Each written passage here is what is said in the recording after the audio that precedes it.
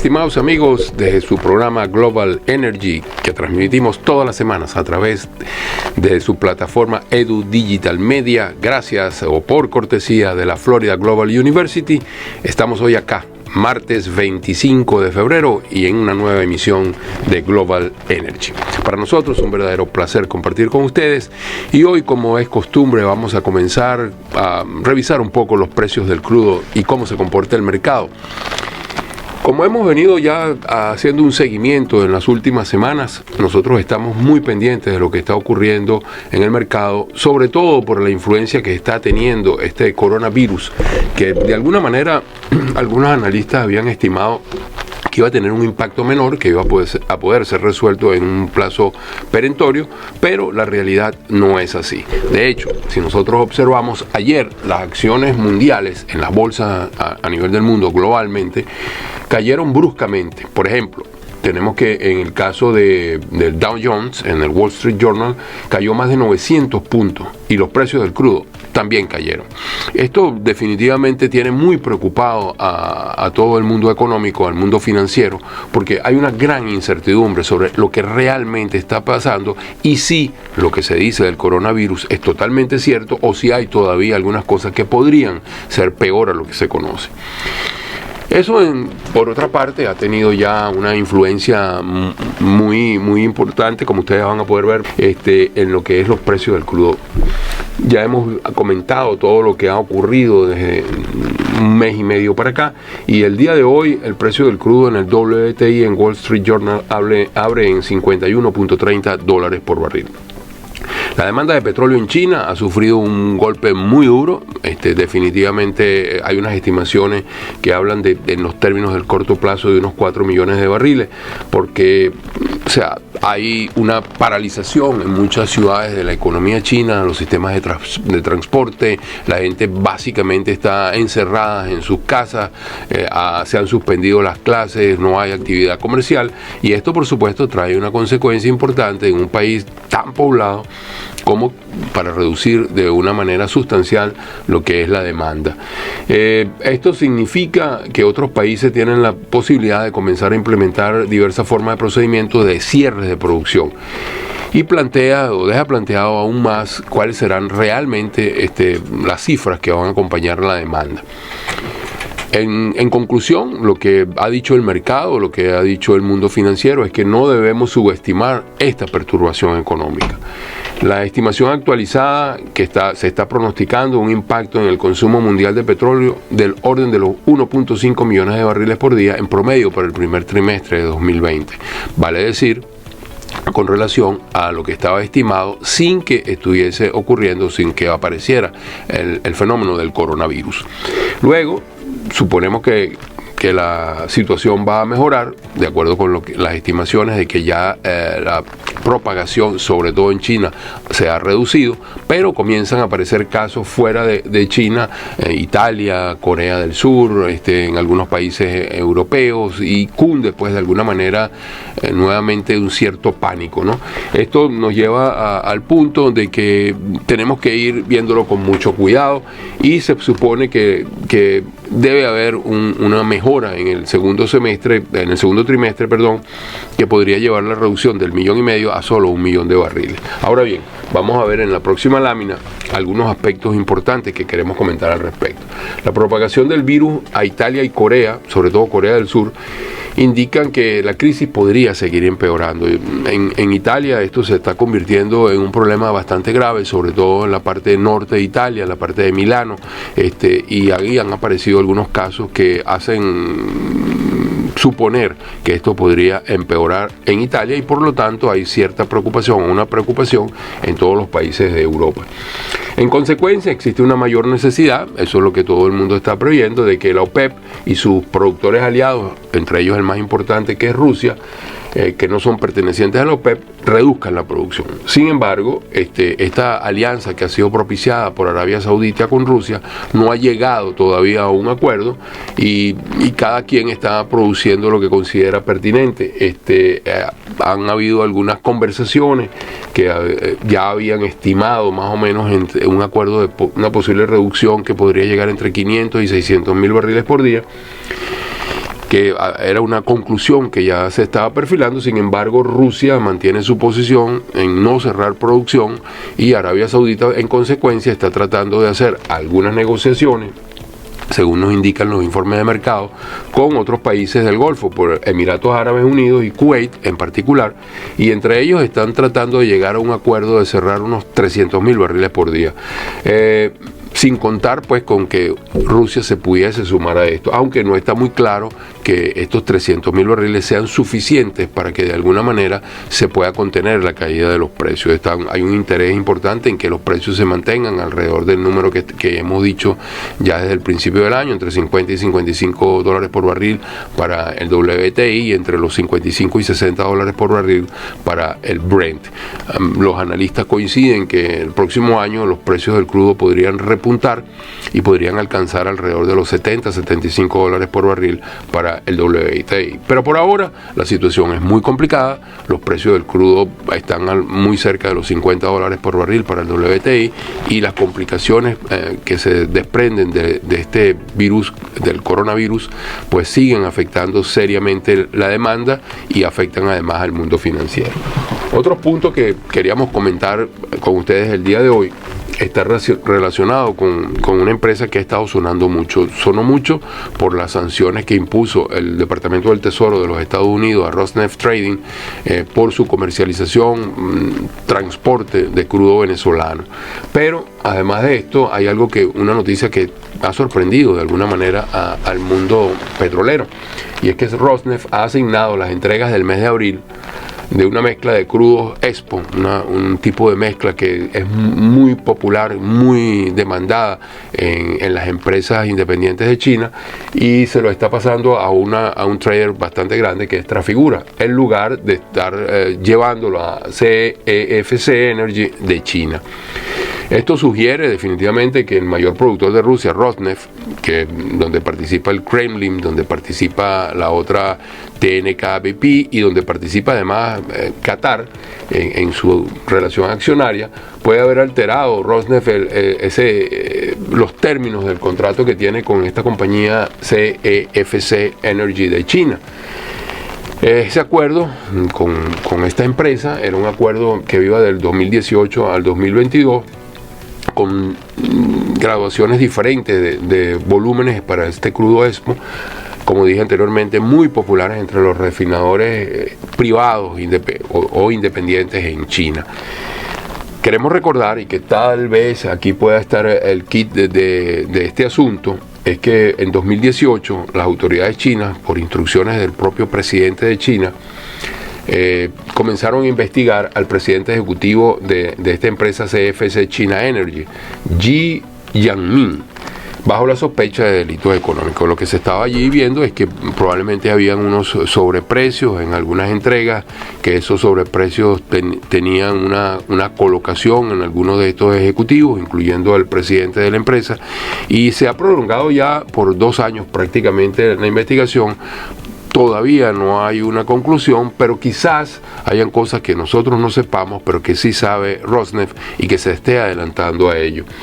Esto causó mucha preocupación cuando se abrió esta averiguación,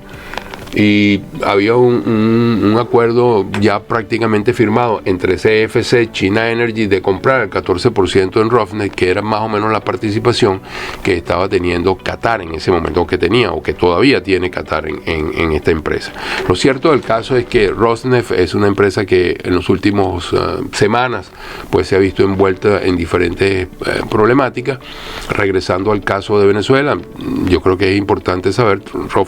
Rosneft Trading estaba básicamente comercializando todo el volumen que podía salir a exportación desde Venezuela, destinos como el de India y destinos como el de China, sobre todo los productores independientes, de alguna manera sustituían el trading que estaba haciendo CNPC, que también lo hizo huyendo de las amenazas de suspensión, de sanciones que estaban haciendo los Estados Unidos. Y sobre este punto yo quería poner algo, porque Lo que se está hablando con estas sanciones es que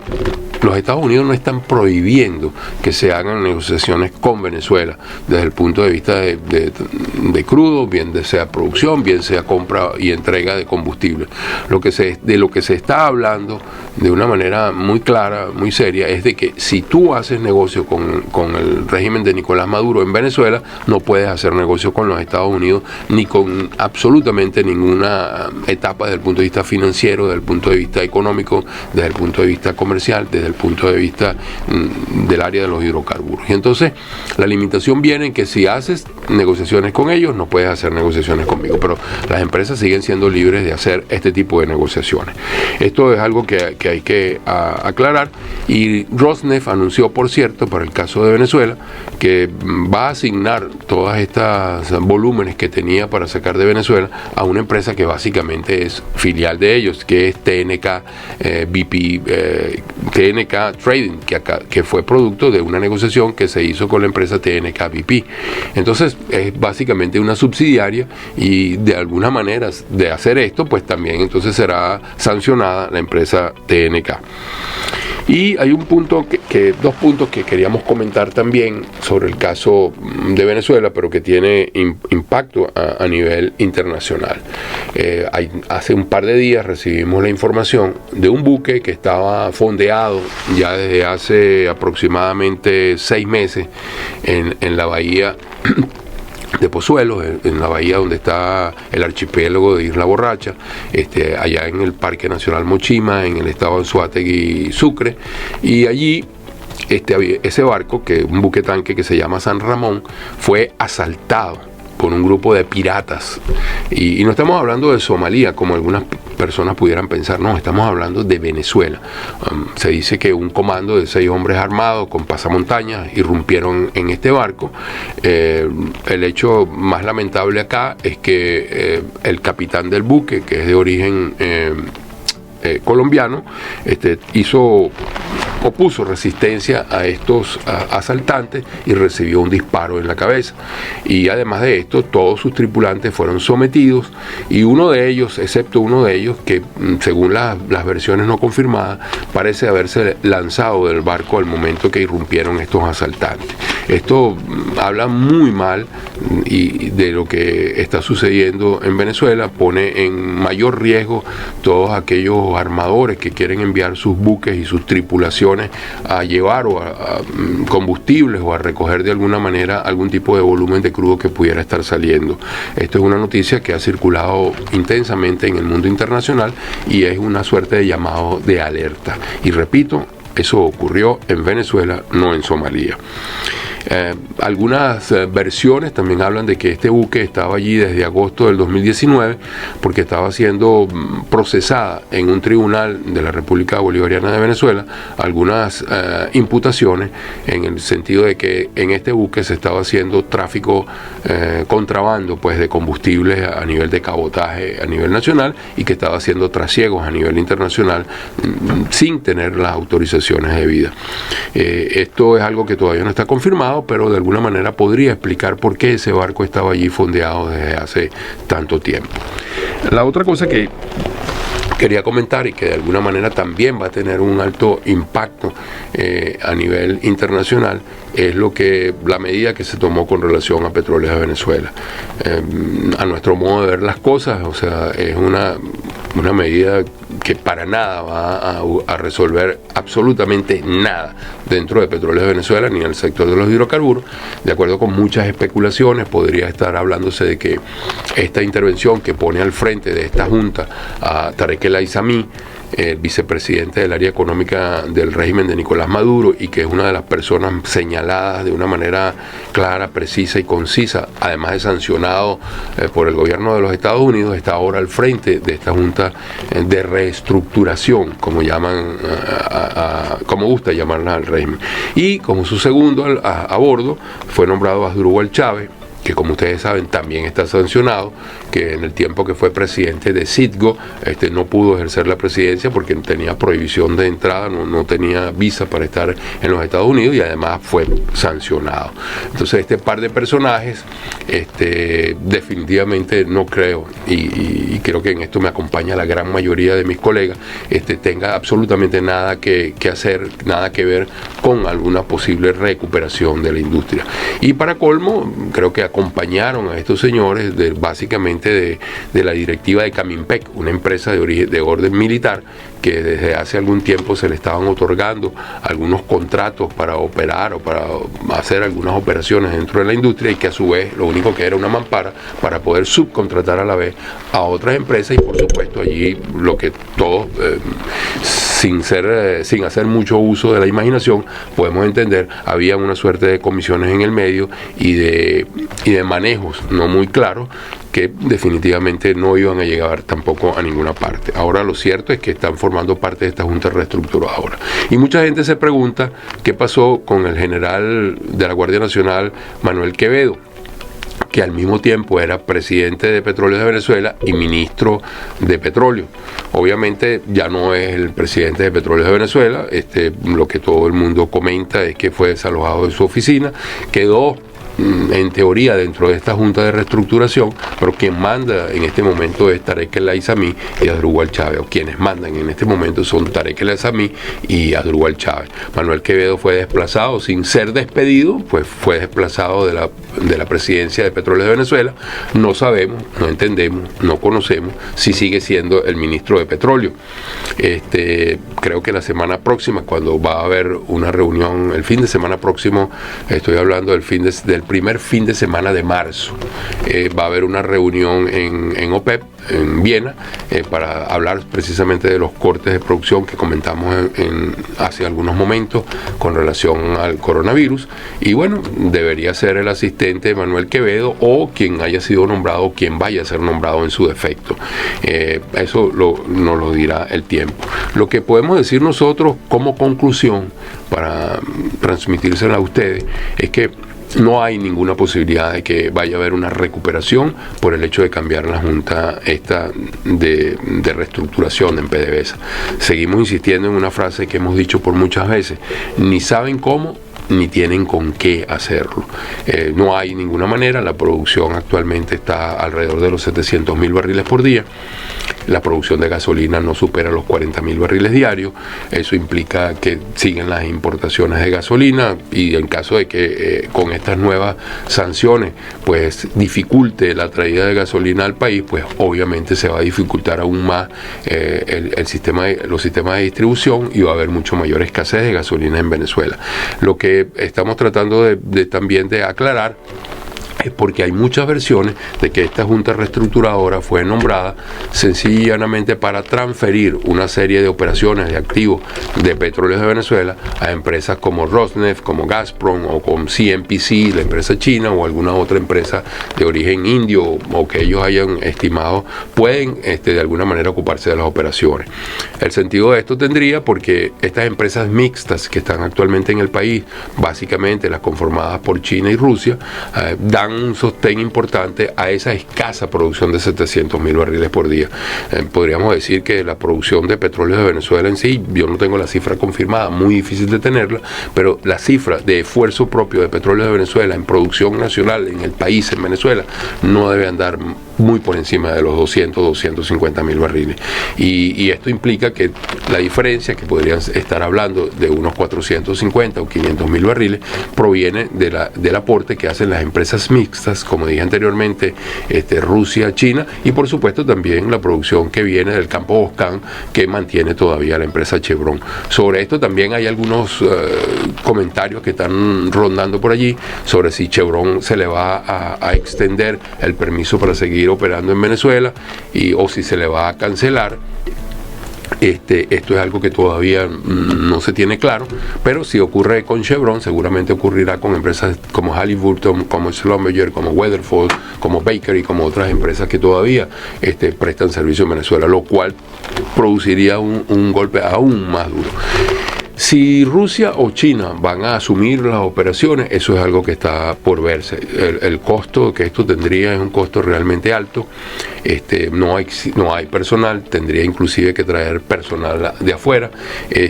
Sabemos que en Petróleos de Venezuela ya la gente no renuncia, sino sencillamente desierta, así como ocurre en las filas militares.